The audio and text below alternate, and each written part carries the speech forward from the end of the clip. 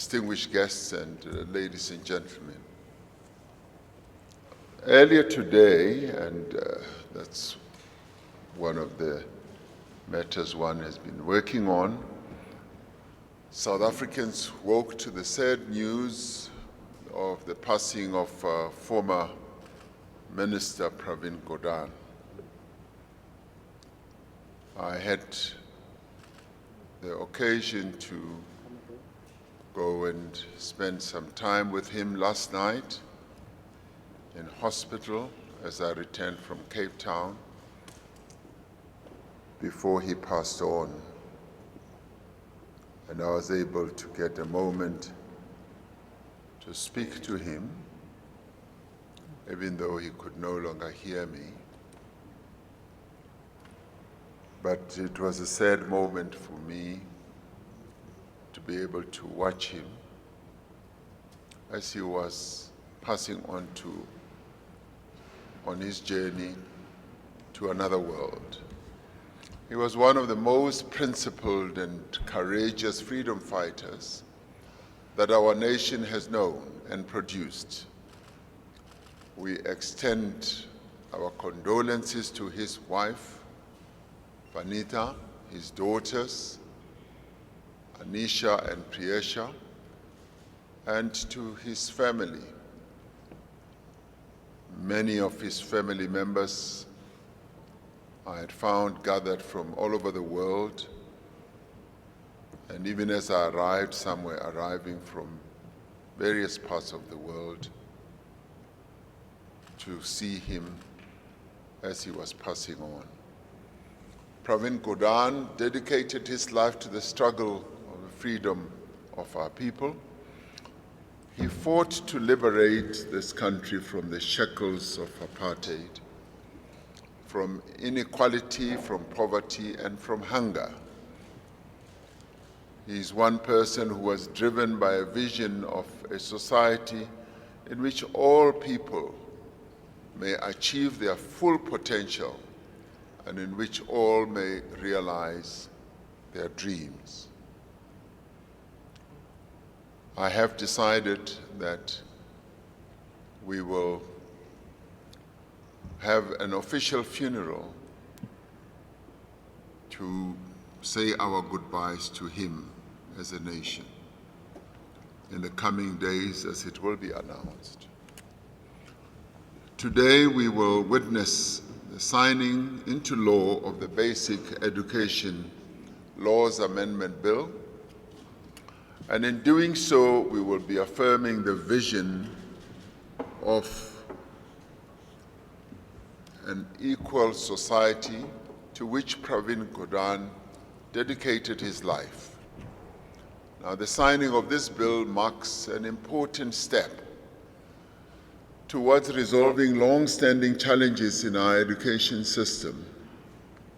It was President Nelson Mandela who said that it is not beyond our power to create a world in which all children have access to a good education. This law is part of our ongoing effort to create such a world, a transformed world. Since the advent of democracy, we have made notable progress in expanding access to education for children of our country. However, barriers, as we all know, continue to exist in a number of areas in regard to access. In many respects, education outcomes fall short of what our society needs and what the young people of our country deserve. Our Constitution enshrines the right of all to a basic education. It requires that when advancing this right, consideration should be given to equity, to practicability, as well as to historical redress. As a country, we are a signatory to a global set of treaties that oblige us to advance universal access to education. This means that our people should have equal opportunity to access education, and good education at that, regardless of their race, regardless of their national groups, regardless of their ethnicity, regardless of gender, regardless of sexual orientation, regardless of religion, regardless of physical or mental impairment. This also means that primary education should be free and compulsory.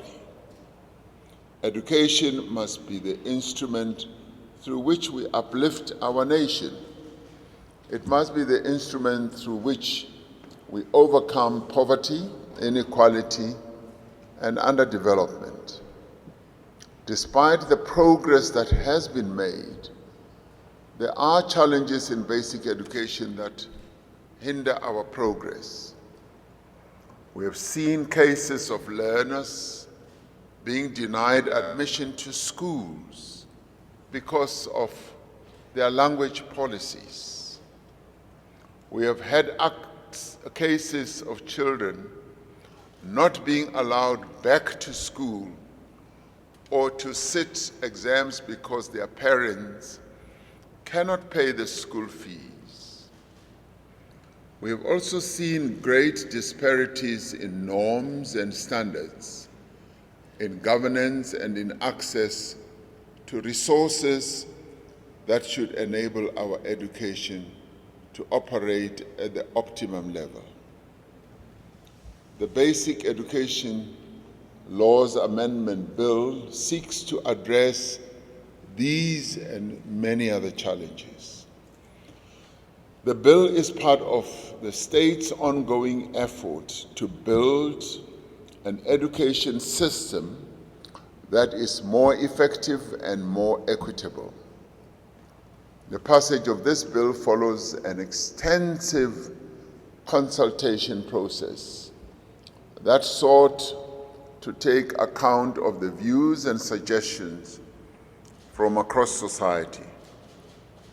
Consultation, engagement, and debate are, as we all know, defining features of our democracy. And in fact, if we ever get tempted to pass any law without full and thorough consultation, the final arbiter in our political architecture, or constitutional architecture, which is the Constitutional Court, often strikes those laws and refers them back to the legislature. So we have made consultation a key hallmark of how we do things in South Africa.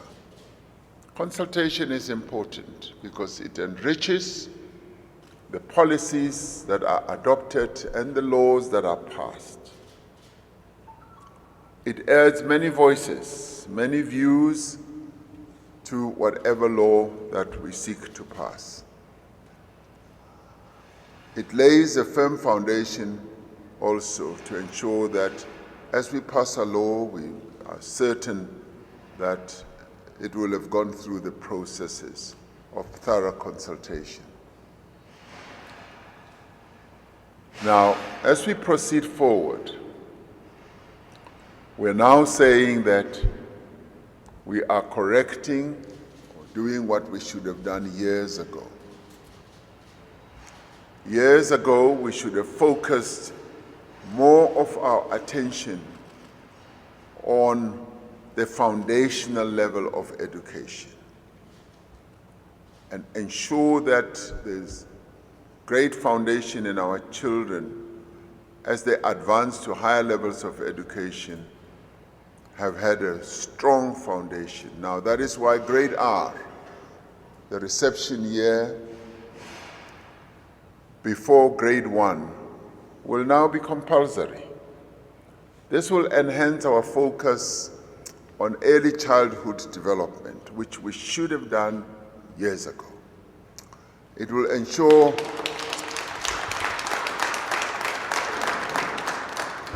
now, if you talk about transformation, yes, we are a bit late, maybe 20 years late, but nonetheless, we have arrived. We should have started right from the beginning with focusing on early childhood development.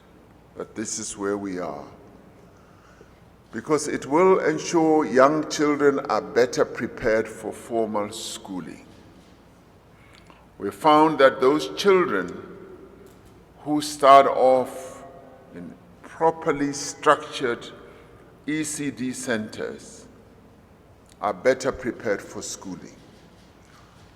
This law now requires schools to apply the same standards for the admission of learners.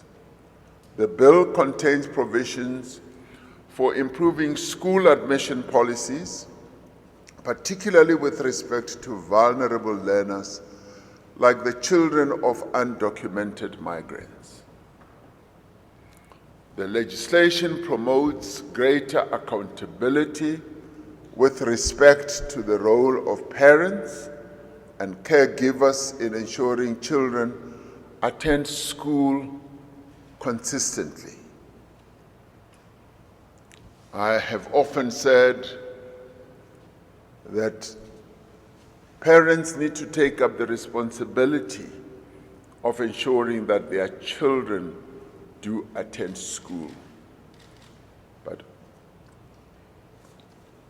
teachers must also take up that responsibility. If children are not present at school, they need to ask themselves why those children are not at school and follow up. Homeschooling, which has become something that many parents are opting for, will now be subject to more effective regulation and oversight. And it is no longer masizenzele, you just do it for yourself.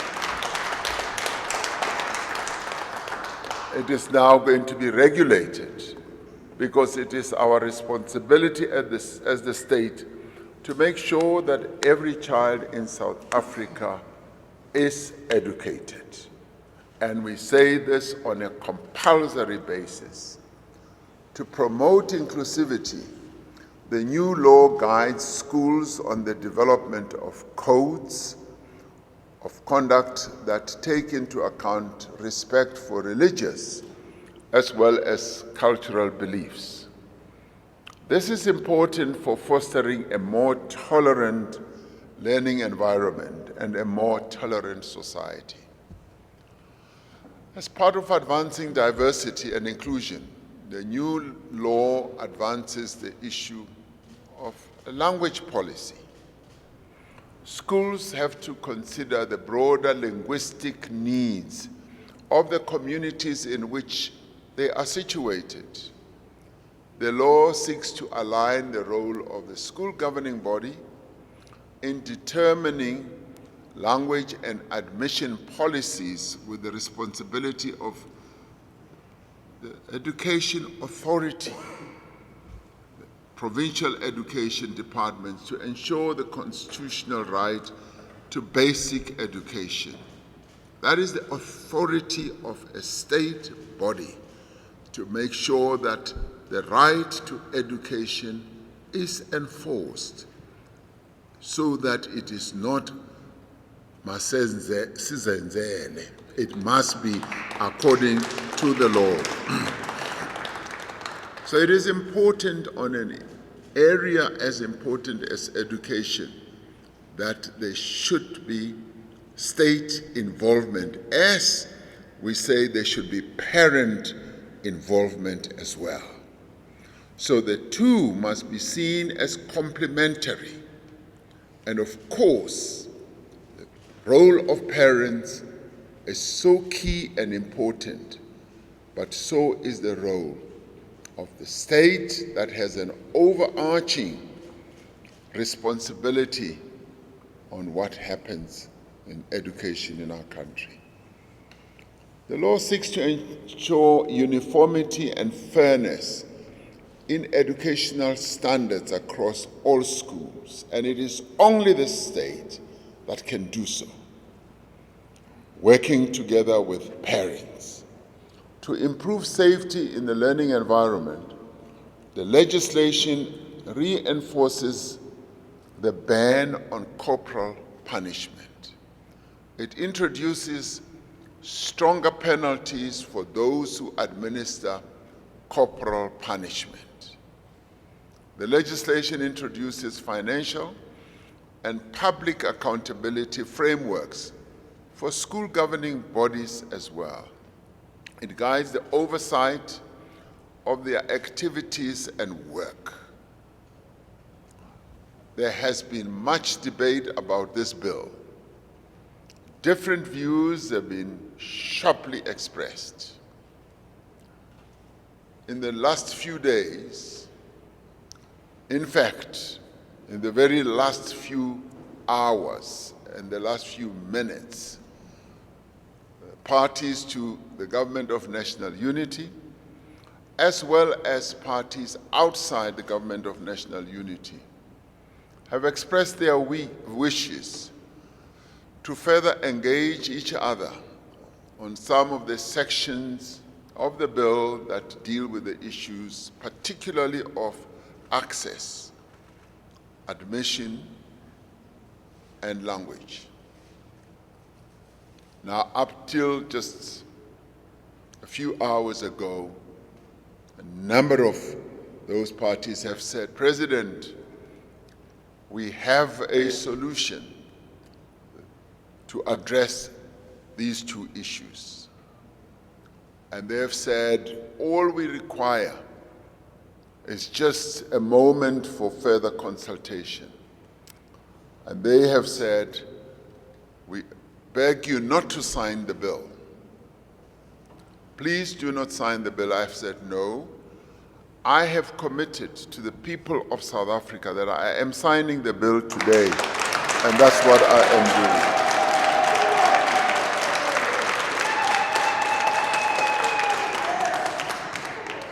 I can see you're very excited.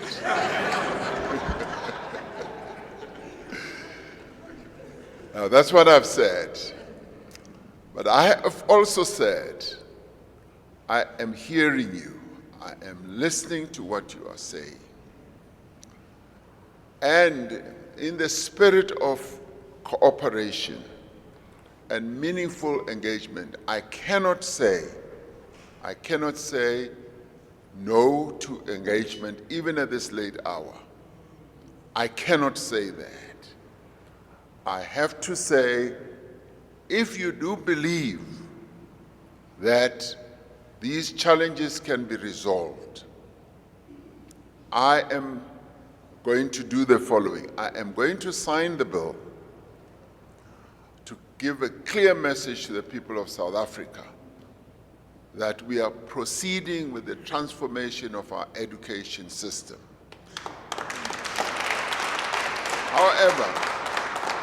However, as president, I'm prepared to open a window for consultation for a limited period on two clauses. And I've therefore decided that having signed the bill must now proceed to be implemented, and I'm glad that the Minister of Basic Education has clearly said that once signed, this becomes the law of the Republic, and the department, meaning herself, the Deputy Minister, and the department will go ahead and implement. The date of implementation. Of course, the commencement to implement is a date that needs to be set. So, implementation on signing should start immediately. However, I have said as president, I am willing to allow those who do believe that a solution will be found to the two clauses that they believe they have solutions for, to give them the opportunity. So I've decided to delay the implementation for clauses 4 and 5 of the bill by a period of 3 months. The rest of the act is implemented immediately. For 3 months, I allow 4 and 5 to have those engagements. This will give the parties time to deliberate on these issues and make proposals on how the different views may be accommodated. Should the parties not be able to agree, I want to make this clear, should the parties not be able to agree on an approach, then we will proceed with the full implementation of all the parts of the bill within a 3-month period. So in making this decision, I am drawing on a tradition of engagement that goes back many years, including the drafting of our new constitution. At the time of the drafting of the new constitution, we had to resolve seemingly intricable differences that had occurred over issues such as the right to strike, language, education, and land. Now, education revolved around language as well. And in doing so, we were able to give each other time to finalize.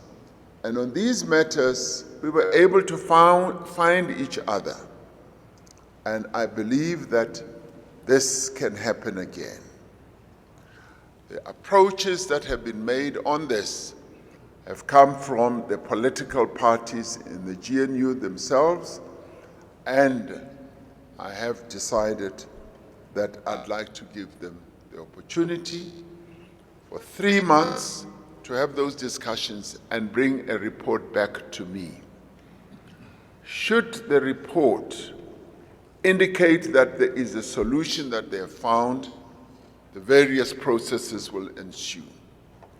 If a solution has not been found, as they put their clever minds together, then the implementation of this bill will continue as passed by the legislature.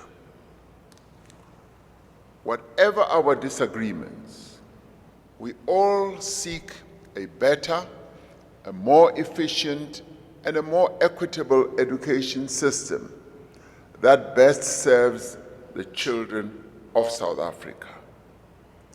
Now, this, I believe, is the best possible option. What it does, it gives those who have views, who have solutions, even at the late hour, to be able to come forward with solutions. Now, I'd like all of us to be open-minded, to enter this period, 3-month period, with a great deal of confidence that solution will be found. And in many ways, it will put pressure on everyone to find a solution. But I must make it clear, if a solution is not found, the law stands as I will have signed it today. That will be the law of the Republic. We all agree on the need for a common framework for collaboration as government, as school governing bodies, and as parents, for our education system to work for all and not for some. We have to work better, we have to work in a smarter way, and in the end, we have to work in a cooperative way. And that is why I'm invoking this process for 3 months, that on a cooperative basis, a solution must be found. And if it is not found, the law I have signed stands. Let all of us work together, therefore, to ensure that all our children receive good quality education, wherever they are and whatever their circumstances. It is our responsibility in the end to create social cohesion and harmony. And need to create social cohesion and harmony should not be the responsibility of some. It should be a collective responsibility of all of us. Let us take advantage of our diversity to move our country forward. And let me take this opportunity to thank all those who have participated in the process towards the passing of this important law. I know this law has been in the making for some 11 years, and finally we have arrived at a moment when we have this basic education law amendment bill. Let us now work together to build the education system that our children need and deserve. I do believe that with this way forward, we will be able to find all the solutions that we need. I am now ready, prepared, willing, able, and positive to sign this law. Thank you.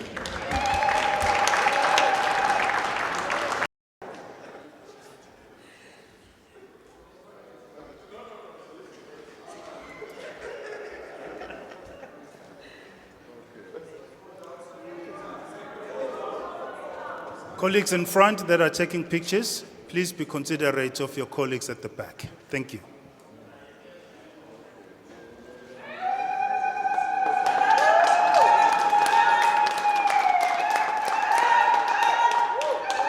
A round of applause, please. Thank you.